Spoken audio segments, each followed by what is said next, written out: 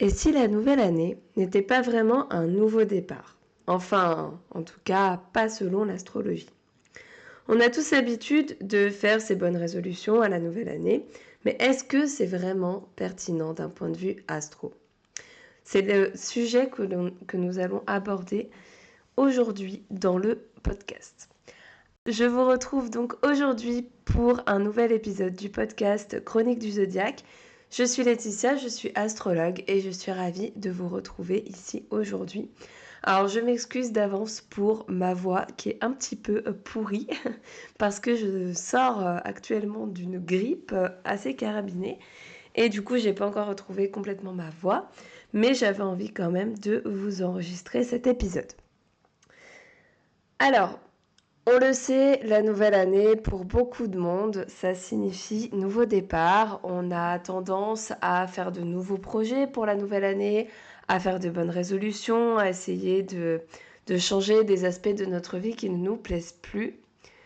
Mais j'aimerais poser la question dans cet épisode de podcast, à savoir si c'était vraiment un bon moment pour le faire, pour faire des projets et de nouvelles résolutions, ou s'il y avait des moments dans l'année qui étaient peut-être un peu plus propices, en tout cas au niveau astrologique, pour faire tous ces changements et toutes ces résolutions.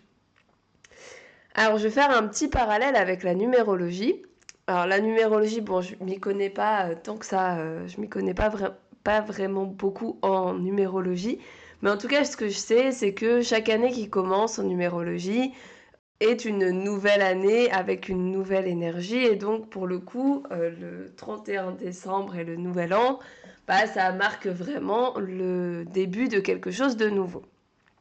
Mais en astrologie, c'est pas du tout comme ça que ça se passe. Lorsque nous passons du 31 décembre au 1er janvier, au niveau planétaire, il se passe rien de particulier. En gros, les transits restent à peu près les mêmes entre les 2 jours. Il n'y a pas d'un coup des planètes qui font autre chose. Au contraire, on reste vraiment sur une dynamique on reste sur la même dynamique. Donc, on n'a pas de changement au niveau astrologique lorsque nous changeons d'année. Du coup, au niveau astro, vraiment, le nouvel an, en fait, il correspond pas à grand-chose. D'ailleurs, je trouve qu'il y a des moments dans l'année qui sont beaucoup plus significatifs au niveau astrologique pour justement entamer de nouveaux départs, pour entamer de nouvelles choses. Alors notamment déjà la nouvelle année astrologique. Alors si tu le sais pas, la roue du zodiaque, donc le début des signes, la roue du zodiaque commence au Bélier. C'est le Bélier qui est le premier signe, et du coup en astrologie, on considère que la nouvelle année commence lorsque le signe du Bélier entre en jeu, c'est-à-dire à la fin du mois de mars. En gros, pour l'équinoxe de printemps. Donc la nouvelle année astrologique est en fait durant l'équinoxe de printemps, et du coup si on doit vraiment marquer une date de renouveau, ça serait plutôt à ce moment-là, si on tient compte de l'astrologie. C'est plutôt à ce moment-là qu'on va commencer à mettre de nouveaux projets en route, qu'on va commencer à semer des graines justement pour l'année. C'est là qu'on va avoir un peu plus d'énergie, et l'énergie surtout de faire de nouvelles choses, en plus avec cette énergie du Bélier qui fonce, qui a envie de faire des choses, qui a envie d'avancer, d'évoluer. Et donc, si je me base vraiment sur l'astrologie, le nouvel an tel qu'on l'a nous au 1er janvier, il n'est pas vraiment très significatif. Par contre, on pourrait plutôt fêter le nouvel an astrologique. Là, ça serait un petit peu plus logique. Mais c'est pas tout.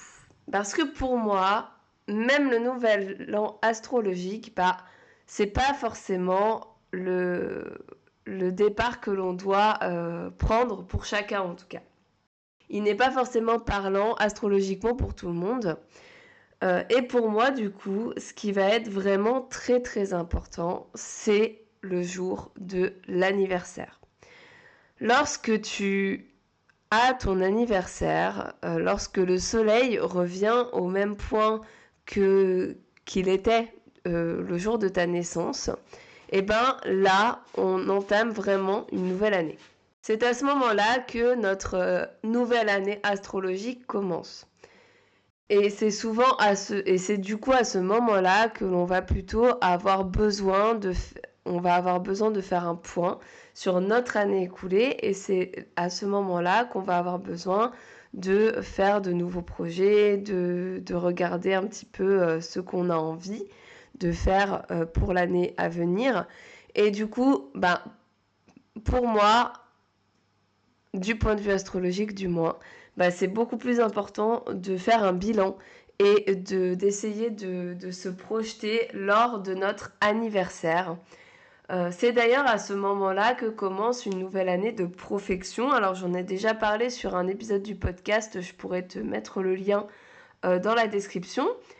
Les années de profection, elles commencent à l'anniversaire. Donc à chaque anniversaire, tu entres dans une année de profection, une année où tu vas avoir il va y avoir un focus sur un domaine de vie, sur une maison de ton thème astral en particulier. Et c'est sur ce focus que tu vas devoir te baser durant toute l'année. Et du coup, cette année de profection, elle commence pas le 1er janvier. Bon, à part pour ceux qui sont nés le 1er janvier, mais pour vous, c'est vachement plus facile. Mais l'année de profection, elle va commencer du coup à ton anniversaire. Pareil, si on regarde par exemple une étude de révolution solaire. L'étude de révolution solaire, ça va être l'étude de ton thème d'anniversaire, donc ça va être la photo du ciel lors de ton anniversaire, et c'est ce thème-là qui va nous donner des informations sur ton année à venir. Si on prend le thème du 1er janvier, il va correspondre, il va aider à se projeter que les personnes qui sont nées le 1er janvier. Mais les autres, en fait, nous, ça nous fait rien du tout.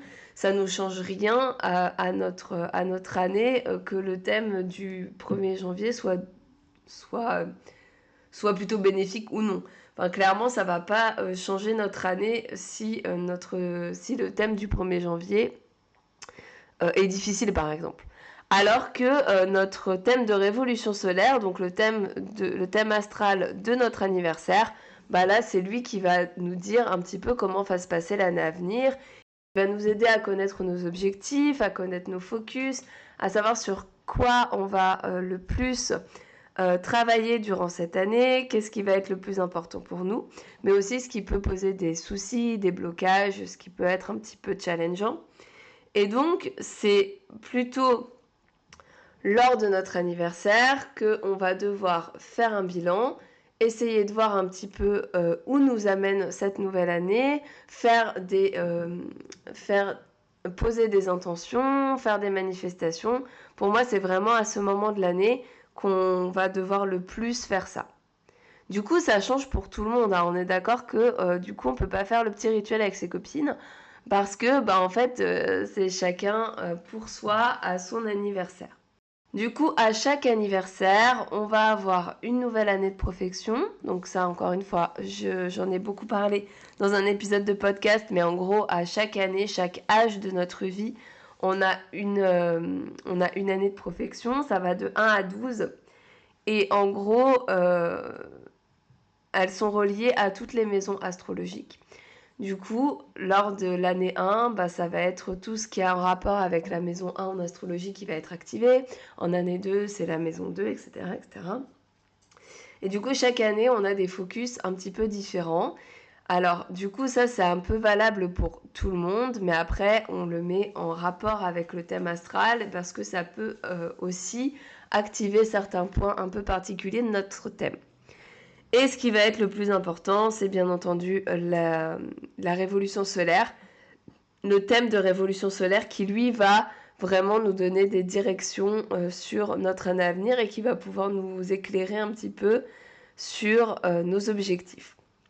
D'ailleurs, si jamais tu es intéressé, je propose des analyses de révolution solaire J'utilise la révolution solaire, je parle aussi des années de profection dans cette analyse et j'utilise aussi les transits planétaires sur ton thème, qui vont passer sur ton thème astral durant toute l'année de ton anniversaire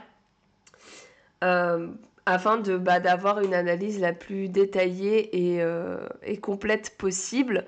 Et du coup, je te fais une analyse de ton thème de révolution solaire ainsi qu'une analyse mois par mois de toutes les énergies qui vont transiter ton année. Donc ça, c'est super intéressant justement de le prendre pour son anniversaire.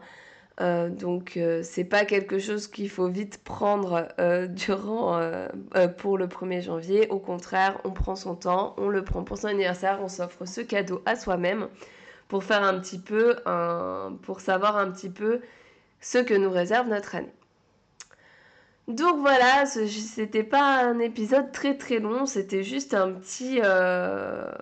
une petite pensée parce que je me suis vraiment questionnée à me dire mais enfin franchement pourquoi on s'embête avec ces résolutions. D'ailleurs c'est les résolutions de la nouvelle année, au final on les suit jamais et je pense qu'il y a vraiment une bonne raison à ça, c'est que c'est pas du tout le moment ni pour nous, ni pour notre cerveau, ni pour notre corps. Et on n'est vraiment pas relié à ça dans les énergies du moment. Donc je pense que c'est pour ça que c'est pas forcément un bon moment pour faire ces résolutions et que c'est normal qu'on les tienne pas trop. D'ailleurs, ça serait plus pour la rentrée des classes qu'on aurait des résolutions qui tiendraient un peu plus parce qu'on serait dans l'énergie de la Vierge où on a plus envie de s'organiser, de faire mieux les choses. Donc là, je trouve que les résolutions seraient vachement plus pertinentes. Mais vraiment, pour la nouvelle année, je vois pas trop l'intérêt. Donc voilà, si jamais tu as envie d'être un petit peu plus aligné avec les astres, n'oublie pas de penser à ta révolution solaire, à ton anniversaire. Et si jamais tu as envie de savoir quand même ce que 2026 te réserve, n'oublie pas ma prestation Astro Transit 2026, qui est une analyse détaillée de tous les transits de l'année 2026 en fonction de ton thème astral. Et du coup, je te fais un petit récap mois par mois, des prédictions mois par mois, pour savoir ce qui va se passer pour toi durant cette année 2026. Je te mets tous les liens dans la description du podcast. J'espère que cet épisode t'aura plu. N'hésite pas à me faire un petit retour, alors soit en commentaire si tu écoutes sur YouTube, soit sur Instagram. Et on se retrouve l'année prochaine pour un nouvel épisode du podcast. Je te souhaite un bon réveillon et à bientôt.